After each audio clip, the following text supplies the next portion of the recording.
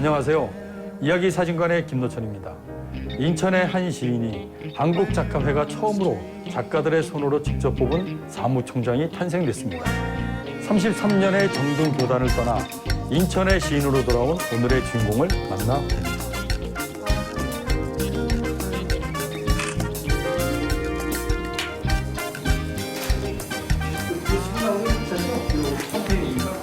술?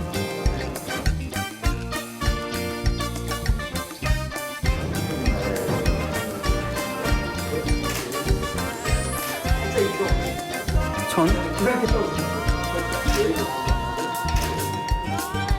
시청자들이 웃을 것 같은데 원래 별명 어린 왕자였습니다. 아, 그러세요?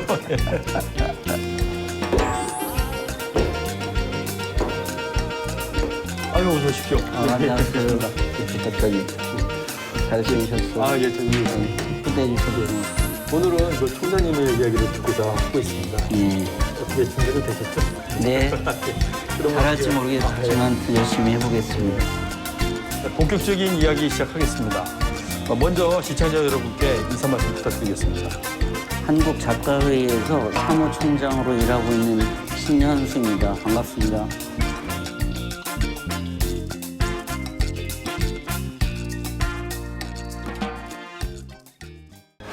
그 시인이자 이 교사 이 두 가지 직업을 갖고 계신데요. 얼마 전에 교사는 졸업을 하셨죠? 네, 은퇴, 예, 퇴임했습니다. 예, 네, 그러시군요. 이 지난 2월에. 아, 예. 얼마 안 2월 되셨네요. 말에. 예. 네, 얼마 안 됐습니다. 그러면 시인으로 시작이 먼저이신가요? 아니면 교사로서 시작이 먼저이신가요? 선생을 하다가 네. 저는 85년에 이제 그 등단을 했습니다. 아. 이제 교사가 먼저이고 이제 시인이 됐습니다. 아, 그 교사를 먼저 하신 거네요. 네, 네. 그 교사로서 그 제자들을 가르칠 때 뭐 원칙이 있다고 들었습니다. 제가 늘 생각하는 세 가지가 있었는데요. 예, 예. 내 제자들이 건강한 사람이 되었으면 좋겠다. 예. 뭐 물론 이제 그 건강은 몸 건강, 마음 건강도 있는데 하여튼 특히 몸이 건강한 사람이 되었으면 좋겠다. 이런 얘기를 많이 해요. 그래서 사실은 뭐 건강을 잃으면 뭐 아무것도 할 수 없다는 예, 건 그럼요. 그게 예, 상식이니까. 두 번째 제가 이제 그 제자들에게 강조한 것이 공부 열심히 하자. 뭐 너무 극히 선생님 말씀도 항상 극히 상식적인 얘기인데 공부 열심히 실력을 키우자. 예, 예. 그래서 그 두 가지가 이제 필요 조건인데 마지막으로 이제 그런 자신의 건강과 자신의 공부를 자신의 실력을 남들을 위해서 그 쓰면 좋겠다. 신현수 사무총장은 큰 나무를 닮았다. 33년 동안 큰 그늘 아래서 제자들을 양성하며 한결같이 말했다. 건강하게 살아라. 실력을 쌓아라. 그리고 그것들을 나누는 사람이 되어라. 남에게는 넓은 그늘을 내어주지만 작가로, 교사로 살았던 일생은 끊임없이 나무를 키우고 그늘을 만들어갔던 크나큰 나무였다. 최근에 그 천국의 하루라는 시집을 발표하셨습니다. 네. 어떤 시집인가요? 작년 2월 말쯤 이제 시집을 냈는데 이게 제가 7번째 시집이거든요. 아, 총 7번째요? 예, 예. 그 저는 시를 거의 한 90% 이상 예. 제가 겪은 일을 쓰고 그 중에 이제 그 천국의 하루라는 시집에 표제작이 천국의 하루라는 시인데 예. 그거 한번 읽어볼까요? 아, 예, 예. 그 양성 한번 부탁드리겠습니다. 예. 천국의 하루.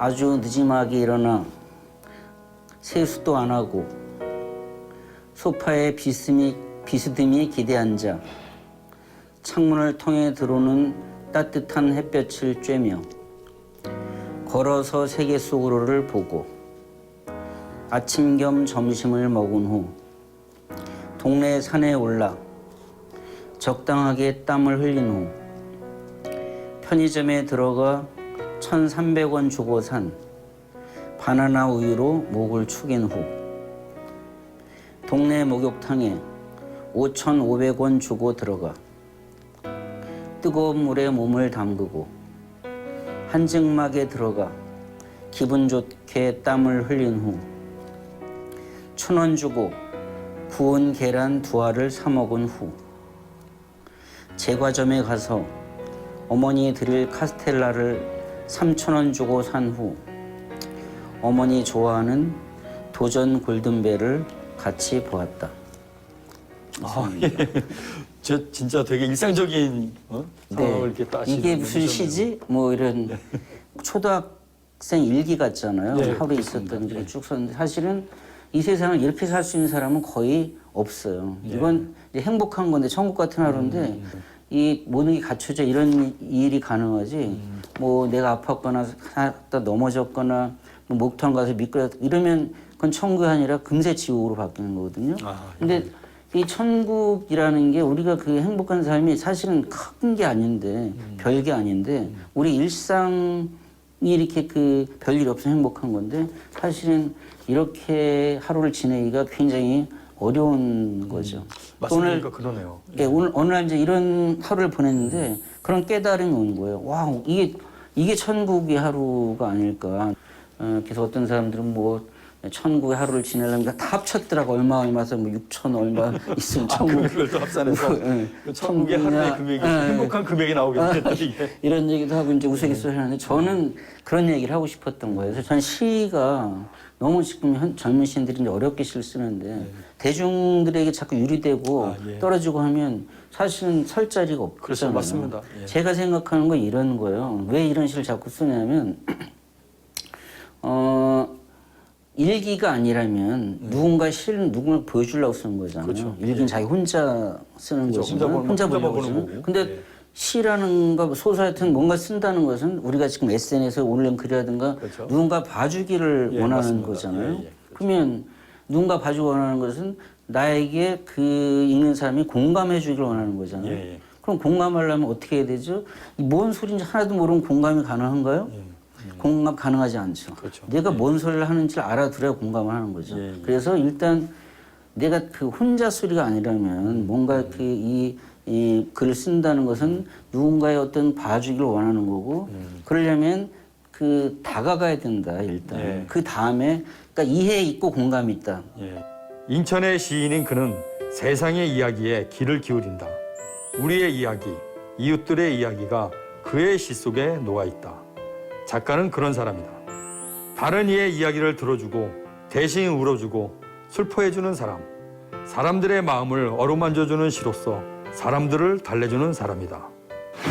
예, 작가들이 어떤 꼭 작가들이 국민들을 위해서 뭐를 뭐 해야 되나 이런 반론이 있을 수도 있는데 저는 작가의 어떤 의무나 물론 작가들이 권리나 이런 것도 있지만 의무나 이런 것도 있다고 생각하고 그 의무 중에 하나가 국민들을 위로하는 따뜻하게 하는 이런 것 중에 하나가 이렇게 생각을 해요. 그래서 최근에 모든 국민들이 코로나19 사태로 고통을 겪었잖아요. 겪고 있고 지금도 그 진행 중이고 그래서 작가들이 그 뭘 좀 할 수 없을까 고민하다가 서울신문과 작가회의가 이렇게 협약을 맺어서 국민들 위로하는 시를 연재를 하고 있어요. 일주일에 2번씩. 이제 한 2달 반 정도 진행을 할 건데 반응이 굉장히 좋아요. 그런 게 어떤 작가들의 어떤 본령이라고 생각하고 작가회의의 어떤 그 본령이라고 생각하고 그런 문제들을 이제 고민하는 거. 한국 작가회의에 그 사무총장으로 계시고 있으면서 또 인천을 위해서 인천 사랑과 문화에 지금 이사장으로 또 맡고 계신데요. 인천의 생각이 또 남다르신 거라고 생각이 들고 있습니다. 인천이 항구도시잖아요. 1883년에 이제 개항을 했는데 그때 물론 이제 억지 이렇게 그 외세에 의한 그런 개항이 하지만 어쨌든 근데 그때 일자리가 이제 그 많이 생기면서 전국에서 이제 그 많이 모여들었어요. 그런 정체성도 있고 또 이제 그 공단 60년대 그 공단이 부평의 4공단, 주안의 5공단, 6공단, 나중에 남동공단 이렇게 생기면서 일자리가 이제 많아지면서 전국에서 이렇게 모여 살게 되었죠. 그래서 이제 그러면 도대체 인천 사람은 누가 인천 사람이지? 오늘 그런 문제의식이 들었어요. 인천 문화는 또 뭐가 인천 문화지? 그 이런 고민은 대구나 광주, 부산 이런 데서는 하지 않는 고민이에요. 예. 뭐 대구 문화가 뭐지 이런 고민하지 않잖아요. 그렇죠. 광주 사람 누가 광주 사람 이런 고민하지 않잖아요. 그런데 인천은 누가 인천 사람이지 뭐 인천 문화지 이런 고민이 필요한 도시예요. 그런데 그런 고민을 잘 안 했죠. 그런 그 질문에 대한 대답들을 잘 안 했죠. 그래서 이 뜻을 같이 하는 분들과 한 10여 년 전부터 그런 문제의식을 갖고 이제 그 고민하고 활동을 해왔어요. 제가 또는 이제 저희 함께하고 있는 분들이 내린 그런 결론은 인천은 용광로와 같은 도시다. 무지개와 같은 도시다. 여러 지역에서 이렇게 그 합쳐서 이렇게 모여서 이렇게 그 사는 그런 도시다. 이 도시 장단점이 있을 수 있겠죠. 이게 그 합쳐지지 않으면 당연히 뿔뿔이 이렇게 흩어져서 하나로 모아지지 않는. 그래서 그런 게 이제 뭐 투표율 이번에는 아니었지만 네. 투표율 꼴찌 막 이런 거 그렇죠. 이렇게 나타나는 그런 거잖아요. 그런데 만약에 이게 그 승화가 되면 더 큰 그 힘으로 이렇게 작용하죠. 이렇게 섞이면 시너지 뭐 이런 거에서 더 섞이면. 그래서 이 인천의 어떤 정치, 경제, 사회, 문화의 리더들은 굉장히 그런 문제를 가져야 되고 그런 문제가 굉장히 중요하다. 문화적이 섞이는 그런 문화야 되고 사람. 그럼 인천 사람 누가 인천 사람이냐? 여기서 태어났거나 무슨 뭐 이런 게 인천 사람이 아니라는 거. 인천을 사랑하고 인천에 살면서 인천을 사랑하는 사람은 누구나 다 인천 사람이다. 이런 얘기를 그 하는 거죠. 그래서 이런 인천 같은 도시가 없는데 인천 시장이 호남 출신이었다가 충청도 출신이었다가 인천 출신이었다가 이런 도시는 대한민국에 없어요. 이게 그 시너지로 작용을 하면 굉장히 그 큰 힘을 그 발휘를 할 수가 있고 그래서 저는 이 인천에서 성장한 정치인들이 또 대한민국에서 큰 정치인이 될 수 있다고 보고 또 다른 정치뿐만 아니라 경제, 사회, 문화도 다 작은 대한민국이다. 여기서 그 대한민국이 실험이 되고 여기서 어떤 그 시행착오 이런 것들을 겪어서 이 대한민국 전체로 넓혀볼 수 있겠다. 그래서 이 인천에서 일하는 정치적인 사회문화 모든 면에서 일하는 그런 분들이 자부심을 갖고 이렇게 그 일을 해나갔으면 좋겠다.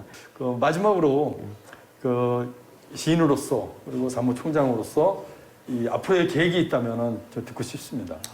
역대 가장 훌륭한 사무총장이 되겠다 이런 생각은 전혀 안 하고요. 그동안 그 전임 총장님이 했던 거 좋은 것들은 이어받고 약간 부족했던 것들은 이렇게 고쳐나가면서 임기를 잘 마치면 좋겠고요. 시인으로서는 제가 개인적으로 약 5년마다 시집을 한 권씩 내고 있어요. 지금 7권 냈으니까 이게 뭐 언제까지 할 수 있을지 모르겠는데 계속 5년마다 시집을 냈으면 좋겠어요. 그런데 몇 번 계속 낼 때마다 그만해야지 이런 생각이 들어요. 근데 또 한 4년 지나면 8번째 시집을 묶을 수 있으면 좋겠어요. 어떤 8번째 시집이 또 나오기를 기대하겠습니다. 예, 오늘 하여튼 감사했습니다. 네, 고맙습니다. 감사합니다. 네. 작가들이 직접 선택해준 당국 작가회의 사무총장. 그는 동료들의 선택에 대한 무게를 안다. 후배들이 제대로 글을 쓸 수 있는 터전을 만들고 지역 작가들이 자신의 목소리를 낼 수 있게 돌봐야 한다. 그리고 시대를 담아내는 작가로서 마음도 열어놔야 한다. 제가 오늘 저기 프로필 사진 찍어드린 거를 한번 보여드리겠습니다. 먼저 보시죠. 예. 어떠세요? 좋아요. 제가 못생겨갖고 웃으면 좀 낫더라고. 그렇죠. 다른 분들 우는 모습이 대부분 다 그렇지만 예. 그래서 사진 찍힐 때 웃어야 되겠다 이런 생각을 해요. 못생긴 걸 좀 커버하려고. 예. 오늘 이렇게 힘든 발걸음 해주셔서 너무 감사드리겠습니다. 예, 고맙습니다. 네, 됐습니다. 네. Let it be.